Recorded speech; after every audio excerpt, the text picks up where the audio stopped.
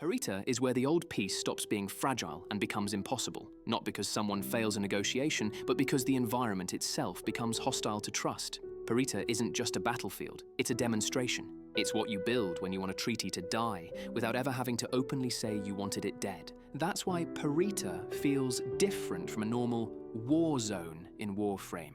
The visuals matter, but the purpose matters more. Trenches, craters, and a landscape chewed into defensive lines are not just style. They are psychology. A trench is a lesson you learn with your body. It teaches you that the world is dangerous above the line, that survival is narrow, and that hesitation gets you killed. It turns the mind toward fear, and fear is the natural enemy of diplomacy. Here's the minimal context that matters. The Old Peace is a short-lived attempt at coexistence during the Old War, recovered through memory. Perita is a Tau moon that becomes the flashpoint, the place where the peace experiment gets ripped apart. The Tenno is present in these memories as Mara Locke, and Addis Truthbloom is present as a sentient ally. Their relationship is important because it proves the peace was real enough to create trust, which makes Perita's betrayal feel personal instead of political. Before we dive in, thank you for watching. It means a lot. If this kind of lore breakdown is your thing, a like and a sub helps me a ton and keeps these videos coming. And let me know in the comments what other games or series you want me to cover next. I'm always looking for good worlds to dig into. Now, the rebellion itself, calling it a rebellion is already interesting because rebellion is never just violence. Rebellion is an accusation. It says, this system is illegitimate. In the context of a treaty, that accusation is lethal. Because a treaty can survive tension, but it cannot survive the belief that the entire process is a lie. And Perita is engineered to create exactly that belief. It creates a situation where truth becomes hard to prove and easy to manipulate. Smoke, panic, miscommunication, sudden attacks, and the constant pressure of survival. Those conditions guarantee mistakes, overreactions, friendly fire, someone making a decision in fear that, later, will be presented as proof of betrayal. That's what a designed crisis does. It doesn't need to be perfectly planned. It only needs to produce ambiguity and certainty at the same time. Ambiguity about what really happened, and certainty about what people should do in response. Once both sides feel threatened, they don't debate. They retreat into the oldest posture in the universe. Violence feels safer than trust. The key detail is that Perita doesn't just restart the war, it poisons the idea of peace. It gives both sides a permanent mental shortcut.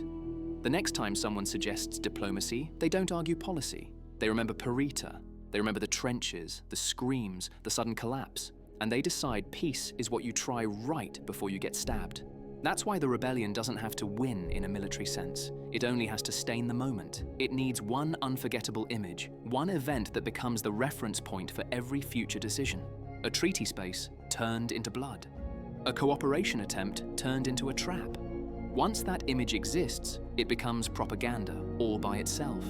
And in Warframe, propaganda is never just posters and speeches. It's emotional conditioning. It's a story that lives in the body. Perita creates that story. The most chilling part is that the rebellion also solves a political problem for anyone who wants the war to continue. War lets you bury guilt under necessity. You can always say, we had no choice. Peace takes that away. Peace forces questions. Peace forces accountability. Peace forces you to look at the cost and ask whether it was worth it. Perita prevents that reckoning by replacing it with trauma. Trauma doesn't ask questions. Trauma demands safety. And in a world like this, safety gets confused with domination. So Perita becomes the perfect tool. You don't argue against peace, you traumatize it. Once you see Perita as trauma by design, the rest of the sequence becomes easier to read. The rebellion isn't only trying to kill people, it's trying to kill the space where cooperation can exist. And that space is always the most vulnerable part of any peace attempt, because it depends on a fragile, shared assumption. The assumption that the other side is acting in good faith. Perita attacks that assumption from every angle at once. It forces both sides into situations where the correct response is unclear and the cost of hesitation is death. In that environment, even a defensive action can look like aggression. Even a mistake can look intentional. Even restraint can look like weakness. That's how you manufacture distrust. You don't need to convince anyone with logic. You only need to trap them in a moment where fear does the thinking. This is where the rebellion acts like a filter. It sorts everyone into labels that are easier to control than the messy truth: loyalists, traitors, collaborators, extremists, victims, perpetrators. Once those labels exist, they become stronger than evidence. People don't remember what happened. They remember what they were told it meant. And in the fog of a designed crisis, meaning can be assigned like a weapon. That is why Perita's violence is not random. It's timed around symbolism. Peace attempts are built on symbols: handshakes, flags, shared halls, public moments that say we are choosing a different future. So the most effective way to destroy that future is to corrupt the symbol itself. Turn the handshake into a struggle. Turn the hall into a slaughterhouse. Turn the flag into a joke. When a symbol is corrupted publicly, the damage becomes permanent. It doesn't matter what is true in a technical sense. What matters is what everyone now feels. They feel humiliated. They feel tricked. They feel exposed. And the immediate instinct after humiliation is retaliation. Retaliation makes people feel powerful again. That's how you kick diplomacy off the table without having to argue a single point. Now add the Tenno and Addis to this situation, and the designed nature of the rebellion becomes even clearer. Their relationship is the living contradiction to the propaganda the war depends on. A Tenno and a sentient cooperating is a threat to the simplest story, because it proves the enemy can be understood. It proves the enemy can be trusted, at least in a specific bond. So Perita needs to do something else besides cause chaos. It needs to disrupt that bond, or at least create conditions where the bond can be framed as dangerous. The easiest way to do that is to create a moment where trusting the other side looks like it will get you killed. If you can force the Tenno into a situation where they must choose between protecting peace and surviving war, you can turn empathy into a liability. And even if the Tenno doesn't abandon Addis, the story can still weaponize the situation. It can say, look what your compassion caused. It can say, look what happens when you hesitate. It can imply that the Tenno's ability to bond is a weakness that makes them unreliable. That's the deeper function of Perita. It doesn't only fracture diplomacy between empires, it fractures the Tenno's position. It makes the Tenno's humanity look like a defect. This is also why removal becomes part of the rebellion's aftermath. A designed crisis doesn't stop when the shooting stops. It continues into the cleanup. It continues into who is arrested, who disappears, who is blamed, who is allowed to speak, and who is not. The aftermath is where the official narrative solidifies. That's where Addis becomes a target, not only as a symbol of peace, but as a witness who can contradict the story being written. A sentient who fought for peace cannot remain present if the new official story is, peace was a mistake. If Addis remains, he is living proof that the mistake was not peace. The mistake was trusting the wrong people. And Perita also reveals something about how the old war was truly fought. It was not only armies colliding, it was narratives colliding. The goal wasn't just victory, the goal was defining who had the moral right to do what came next. A treaty attempt creates moral ambiguity. It forces everyone to admit the enemy might not be pure evil. That's intolerable to people who need the war to remain clean. So Perita scrubs the ambiguity out by force. It replaces it with outrage. Outrage is the perfect fuel. Outrage makes atrocities feel like justice. Outrage makes restraint feel like betrayal. Outrage makes war feel righteous again. That's how the moral floor drops out. Not all at once, but step by step. First you lose trust, then you lose nuance, then you lose restraint. And once restraint is gone, everything that follows becomes easier to justify. Perita isn't where the old peace ends. It's where the war becomes inevitable again. Not because it had to be, but because the rebellion makes the alternative feel suicidal. And the cruel beauty of that design is that once the trauma is planted, it keeps working long after the people who planted it are gone. There's a reason Perita is framed as a rebellion instead of a straightforward invasion. Rebellion implies an internal fracture. It implies that the threat is not only over there, it's inside the system you're trying to stabilize. And nothing kills a peace process faster than the feeling that the people around you might be working against it. That's why Perita functions like a mirror held up to the Orokin.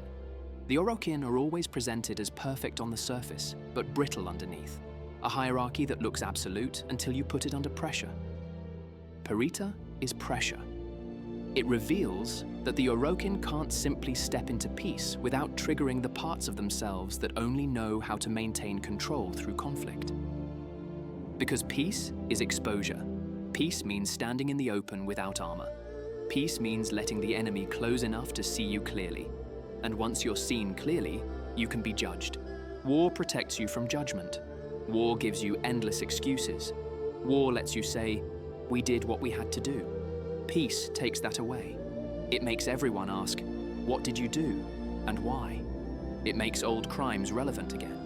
It makes past decisions look like choices instead of necessities.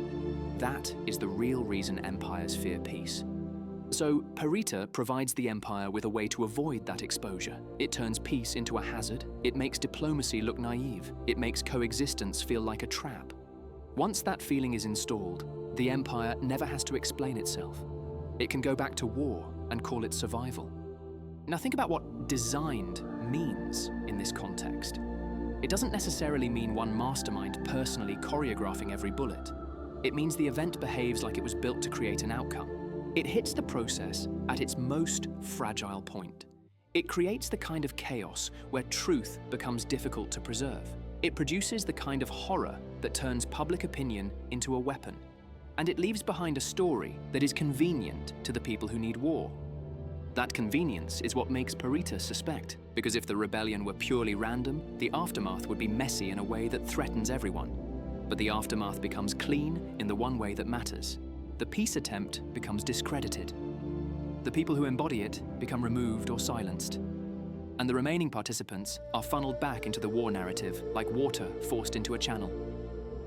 Perita also reframes the Tenno's place in the old war. When the Tenno fights in modern Warframe, there's always a sense of distance. You're a force of nature. You're a nightmare that moves like a dancer.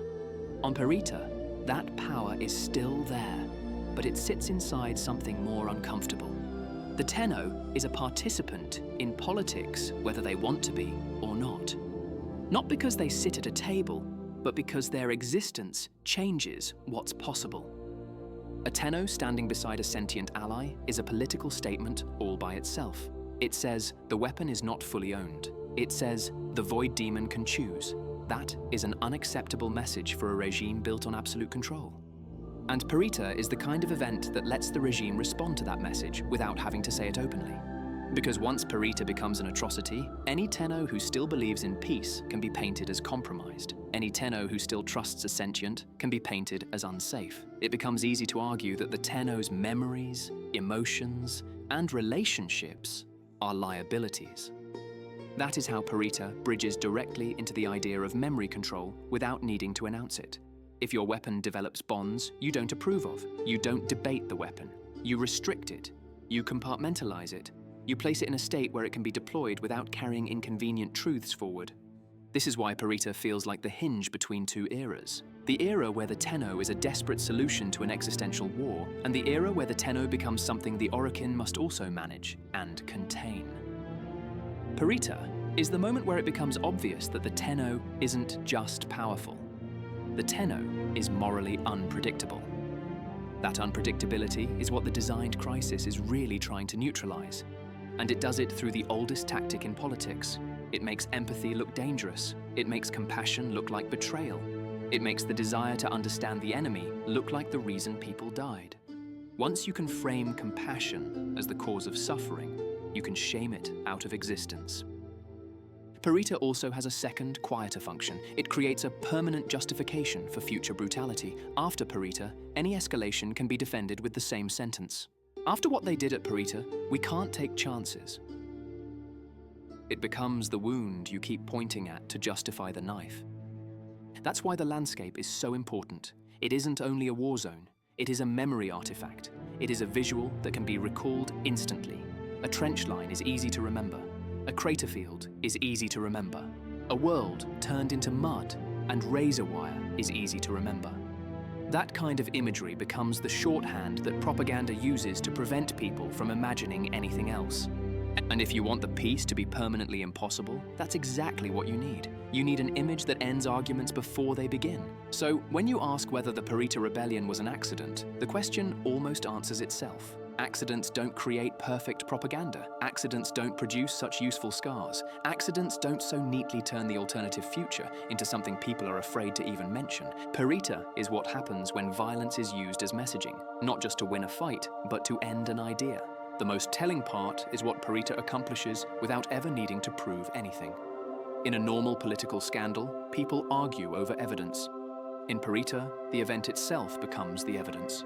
The horror becomes the argument. And once horror is the argument, the people who control the aftermath control the truth. That's why a designed crisis always has two phases, the violence and the interpretation. The first phase creates confusion and fear. The second phase turns that confusion into a clean story that can be repeated forever.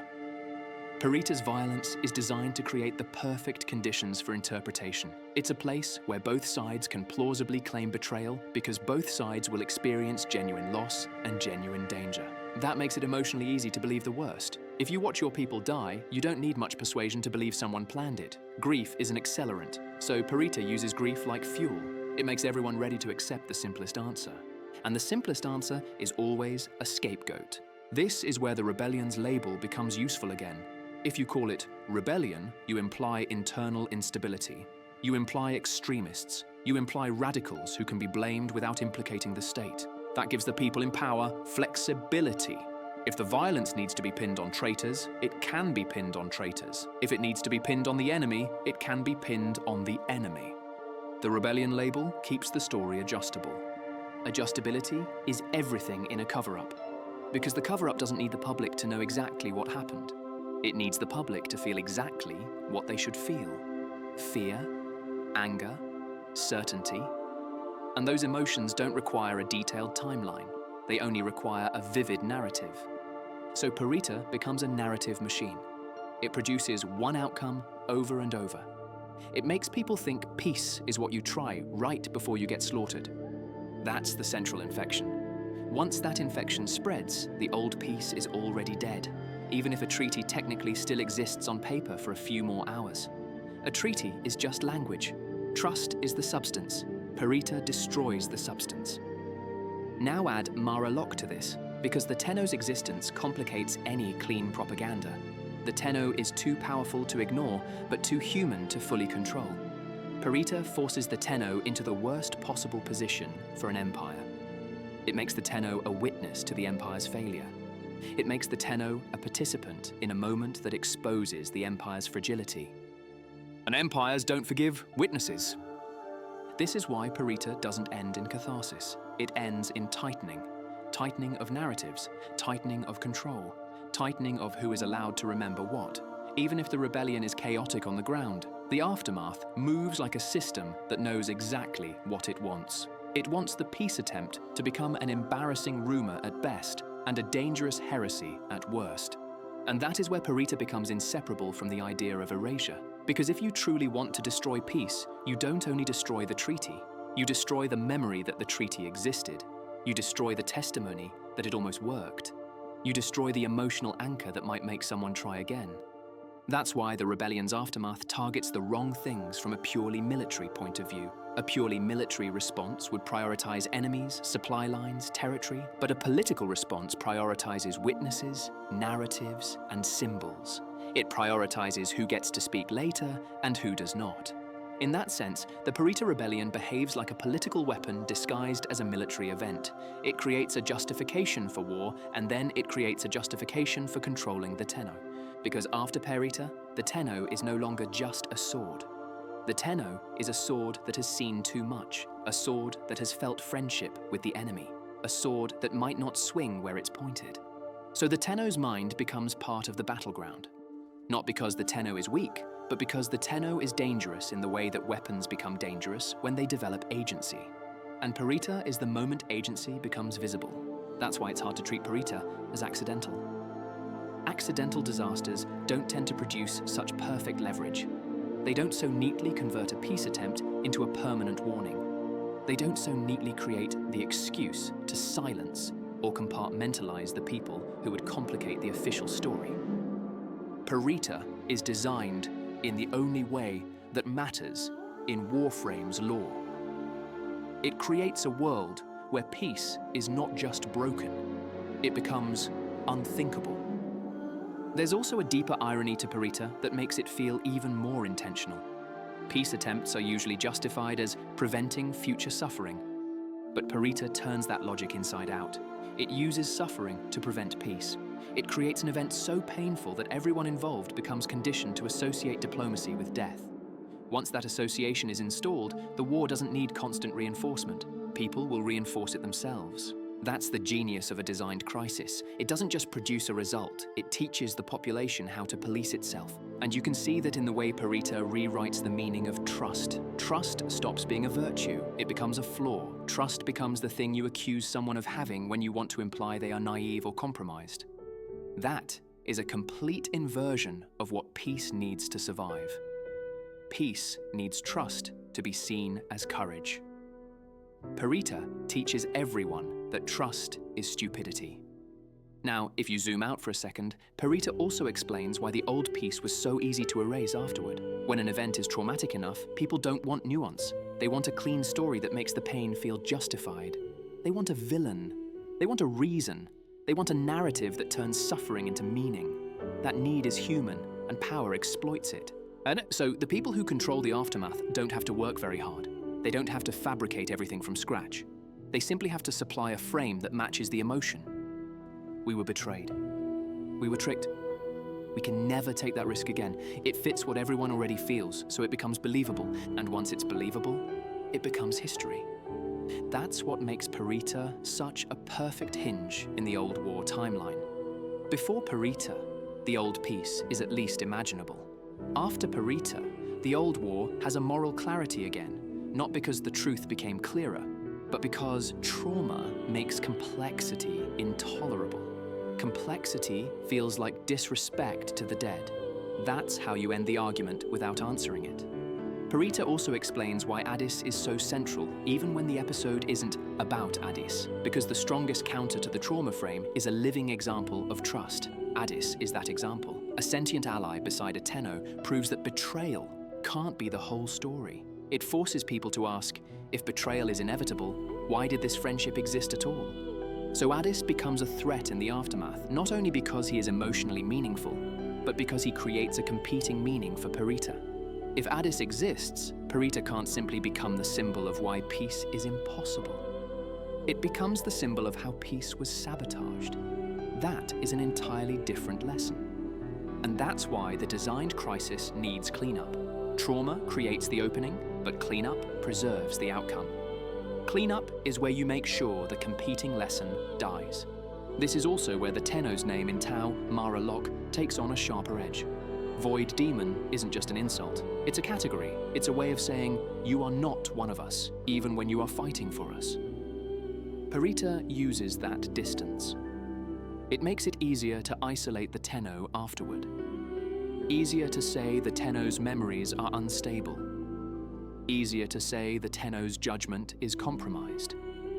Easier to justify sealing away what the Tenno experienced.